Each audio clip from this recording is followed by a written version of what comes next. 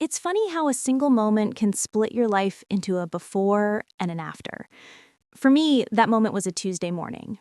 The kind that starts with stale coffee and ends with a phone call that changes everything. I'd been at my job for almost 7 years, the kind of steady, unremarkable work that makes you invisible at family gatherings. I was the reliable one, the one who always showed up, who never made waves, who quietly paid her bills and never asked for help. My family liked to joke that I was born 40, as if responsibility was a personality flaw. I never minded. I liked my routines, my quiet apartment, my little rituals. I liked knowing that I could take care of myself. But that Tuesday, the world shifted. I was called into a meeting with my manager, a man who always smelled faintly of cologne and stress. He didn't look me in the eye as he explained that the company was restructuring, that my position was being eliminated, that it wasn't personal. I nodded, numb, as he slid a folder across the table, severance details, HR contacts, the usual corporate condolences. I walked out of the building with a cardboard box of my things and a strange, weightless feeling in my chest. I'd always wondered what it would feel like to be untethered. Now I knew. The first person I called was my sister, Emily. She answered on the second ring, her voice bright and busy. "Hey, what's up?" I hesitated, then told her. "I lost my job." There was a pause, then a laugh. Sharp, surprised, almost gleeful. "Wait, seriously? You, Miss Responsible? Wow, I guess nobody's safe." I tried to laugh with her, but it caught in my throat. She launched into a story about a friend who'd been laid off, how she'd bounced back, how it was probably for the best. I listened, silent, until she had to go. "Don't worry, you'll land on your feet. You always do," she said, and hung up. I sat on my couch, staring at the wall, the silence pressing in. I thought about calling my parents, but I already knew how that would go. My dad would sigh, tell me about the time he lost his job in the 80s, how he'd toughed it out. My mom would worry, but only in the way that made me feel like a burden. I waited until dinner, then called them together. I could hear the clatter of dishes in the background, the TV murmuring. "I lost my job. Today," I said, trying to keep my voice steady. There was a beat of silence, then my dad's voice, gruff and dismissive. "Well, that's life. You'll find something else. Maybe now you'll finally take that teaching course your aunt keeps talking about." My mom chimed in, her tone falsely bright. "At least you don't have kids to worry about. You can be flexible." I could almost hear her smile, the relief that it wasn't her problem. My brother Mark piped up from somewhere in the background. "Guess you'll have to move back home, huh?" Laughter rippled through the phone, easy and careless. I felt my face flush, a hot mix of shame and anger. I made an excuse and hung up. That night, I lay awake, replaying the conversation in my head. The laughter, the jokes, the way they'd brushed off my fear. I'd always known I was the odd one out, the quiet one, the one who didn't quite fit in. But I'd never felt so alone. I stared at the ceiling, counting the cracks, listening to the hum of the city outside my window. I thought about my savings account, the careful spreadsheets, the investments I'd made in secret. I'd never told my family about the side projects, the freelance work, the late nights spent learning about stocks and real estate. They thought I was boring, frugal, maybe even a little cheap. They didn't know about the rental property I owned across town, the dividends that landed in my account every quarter, the quiet thrill of watching my net worth grow. I'd kept it all to myself, partly from pride, partly from fear. I didn't want to be the target of envy or expectation. I just wanted to be safe. But now, lying in the dark, I wondered if safety was enough. I wondered if maybe it was time to stop hiding, to stop letting their laughter define me. I thought about the look on my sister's face when she realized I wasn't the failure she had always assumed. I thought about my parents, so quick to dismiss me, so sure they knew everything about me. I thought about Mark, always the golden child, always the center of attention. I thought about all the times I'd bitten my tongue, all the times I'd let their jokes slide, all the times I'd played the role they'd written for me. Something shifted inside me, a slow, steady burn. I wasn't angry, not really. I was done being small. I was done letting them decide who I was. I was done pretending. I got out of bed, pulled out my laptop, and opened the folder labeled Plan B. I looked at the numbers, the accounts, the possibilities. I smiled, a real smile, for the first time all day. Maybe losing my job wasn't the end. Maybe it was the beginning. The next morning, sunlight crept to the blinds, painting stripes across my living room floor. I woke up with a sense of purpose I hadn't felt in months. The fear was still there, lurking at the edges, but it was quieter, now drowned out by something sharper: resolve. I made coffee, strong and black, and sat at my kitchen table with a notebook. I started to write not a list of jobs to apply for, but a list of things I'd always wanted to do, but never had the time or courage to try. The page filled quickly. Travel, start a blog, volunteer, learn a new language, invest in something bold. For the first time, the future felt wide open. I spent the day cleaning my apartment, sorting through old papers, shredding the ones that no longer mattered. I found a stack of birthday cards from my family, each one signed with the same generic message: love you, proud of you, keep it up. I tossed them in the recycling. I didn't need reminders of their empty words. I opened my closet and pulled out the suit I'd worn to work every day for years. It felt heavy in my hands, a relic from a life that no longer fit. I hung out the back, out of sight. By noon, I was restless. I checked my phone. No missed calls, no messages. I scrolled through social media, watching as my family posted photos of their lives: Emily at brunch with friends, Mark at a baseball game, my parents in the garden or their latest home improvement project. Occasionally, someone would ask how my job search was going. I kept my answers vague, letting them believe I was still figuring things out. It was easier than explaining the truth, easier than inviting their skepticism, or worse, their unsolicited advice. But the truth was, I was doing better than ever.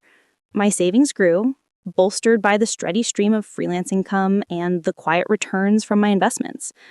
I started to allow myself small luxuries: a new pair of shoes, a dinner at a nice restaurant, a weekend trip to the coast. Each indulgence felt like a celebration, a reminder that I was in control of my own life. One Saturday, I decided to visit my parents. It had been weeks since I'd seen them in person, and I knew they'd start to worry if I stayed away longer. I arrived to find my mom in the kitchen, humming as she chopped vegetables. My dad was in the backyard, tinkering with the lawnmower. The house smelled like home: coffee, fresh bread, a hint of lavender from the garden. We sat down for lunch, the conversation meandering, from neighborhood gossip to family news.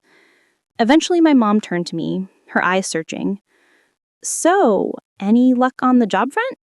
she asked, her tone gentle but insistent. I smiled, taking a sip of water. "I've been keeping busy. Doing some freelance work, exploring a few options." My dad grunted, unimpressed. "Freelance, huh? That's not real job security. You need benefits, a retirement plan." I nodded, letting his words wash over me. I didn't bother explaining that my investments were already outpacing any 401k I could have hoped for at my old job. After lunch, I helped my mom clean up. She watched me carefully, as if searching for cracks in my composure. "You know, we just want you to be happy," she said quietly. "We worry about you." I smiled, genuinely this time. "I am happy, Mom. Happier than I've been in a long time." She looked surprised, then pleased. "That's all we want," she said, and squeezed my hand. On the drive home, I thought about how much had changed. I wasn't the same person I'd been a month ago. I was stronger, more confident, more willing to take risks. I no longer needed my family's approval to feel whole. I was building a life on my own terms, and that was enough. A few days later, Emily called again. This time, her voice was anxious. "I just got laid off," she blurted out, her words tumbling out in a rush. I don't know what to do. I've never been unemployed before." I listened as she vented, offering comfort where I could. She asked how I'd handled it, how I'd managed to stay afloat. For the first time, I told her the truth about the freelance work, the investments, the rental property. She was stunned. "Why didn't you ever say anything?" she asked, her voice tinged with awe and a little envy. I hesitated, then answered honestly. "I guess I didn't want to be judged, or maybe I just wanted something that was mine." She was quiet for a moment, then laughed softly. "You're kind of a badass, you know that?" I laughed too, the tension between us dissolving. "Thanks, Em. You'll figure it out. And if you need..." I guess I didn't want to be judged. Or maybe I just wanted to prove to myself that I could do it on my own. The words hung in the air, heavy with meaning. For a moment, no one spoke. Then Emily raised her glass. "To new beginnings," she said, her voice clear and strong. We all clinked glasses, the tension easing. The rest of the evening passed in a blur of laughter and stories, the old rivalries fading into the background. After dinner, as we cleared the table, my dad pulled me aside. "I'm proud of you," he said quietly. "I know I don't say it enough, but I am." I smiled, feeling a warmth spread through me. "Thanks, Dad. That means a lot." On the drive home, I thought about how far I'd come.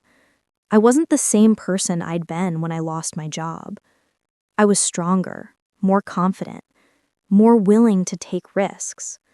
I'd built a life on my own terms, and I was finally ready to share it with the people I loved. The next day, I got a call from Mark.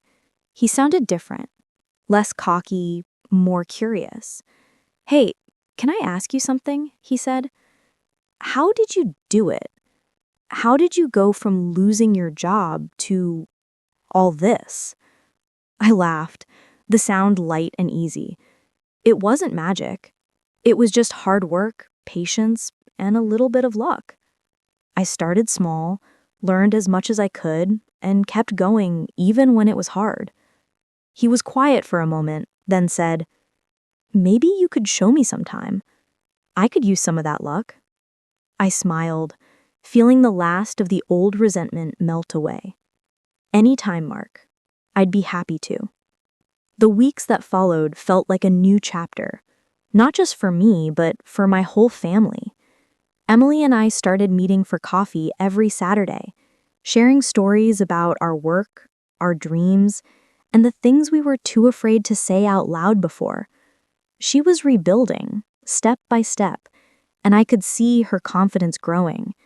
Sometimes she'd ask for advice about freelancing or investing, and I'd share what I knew, careful to encourage her without overwhelming her.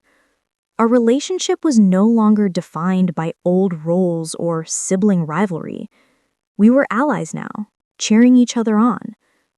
Mark, true to his word, reached out for help. We sat together one evening, laptops open, as I walked him through the basics of budgeting, saving, and investing. He listened, really listened, for the first time in years. I could see the gears turning in his mind, the realization dawning that there was more to life than chasing the next promotion or bonus. He started making small changes, cutting back on unnecessary expenses, setting up an investment account, even reading books I recommended. It was a slow process, but I could see the pride in his eyes as he took control of his own future. My parents, too, began to see me differently. My mom called more often, not to worry or nag, but to ask for advice or share a story. My dad, always reserved, started opening up about his own fears and regrets, the things he wished he'd done differently. We talked about money, yes, but also about happiness, about what it means to live a good life. The conversations were honest, sometimes raw, but always real. For the first time, I felt truly seen. As for me, I kept building. My freelance business flourished, and I started mentoring others who were just starting out. I volunteered more, finding joy in helping people discover their own strengths. I traveled, explored new places, tried things I'd always been too afraid to try. I learned to celebrate my successes, big and small, without waiting for someone else's approval. One evening, as I sat on my balcony, watching the city lights flicker to life, I thought about that day I lost my job. It felt like a lifetime ago, a different world. I remembered the fear, the shame, the sting of my family's laughter. But I also remembered the moment I decided to stop hiding, to stop letting other people define my worth. That decision had changed everything. I realized that my secret fortune wasn't just about money. It was about freedom, the freedom to choose my own path, to take risks, to fail and try again. It was about resilience, about finding strength in the face of uncertainty. It was about connection, about building relationships based on honesty and respect. And most of all, it was about self-worth, about knowing that I was enough, just as I was. The next family dinner was different. There was laughter, yes, but it was kinder, more genuine. We shared stories not just about work or money, but about dreams and fears, and the things that really mattered. Emily talked about a new project she was excited about. Mark shared a story about helping a friend get out of debt. Our parents listened, proud and attentive. And when it was my turn, I spoke openly about my journey, the setbacks, the lessons, the victories. There was no more hiding, no more pretending, just truth. After dinner, as we sat together in the living room, my mom turned to me. "I'm glad you lost your job," she said, her eyes twinkling. "Not because I wanted you to struggle, but because it helped you find yourself. It helped all of us, really." I smiled, feeling a wave of gratitude. "Me too, Mom. Me too." As I drove home that night, I felt a sense of peace I'd never known before. I wasn't defined by my job, my bank account, or my family's expectations. I was defined by the choices I made, the risks I took, the love I gave and received. I was free. In the months that followed, life continued to evolve. There were new challenges, new opportunities, new moments of doubt and triumph. But through it all, I held on to the lessons I'd learned. I remembered that laughter can sting, but it can also heal. That fortune isn't just measured in dollars, but in courage, in kindness, in the willingness to start again. So here's to new beginnings, to quiet strength, to the power of believing in yourself when no one else does. Here's to the ones who rise after the fall, who turn laughter into fuel, who build their own fortune in the shadows, and then step boldly into the light. Your story matters. Your future is yours to create, and you are so much more than anyone ever imagined.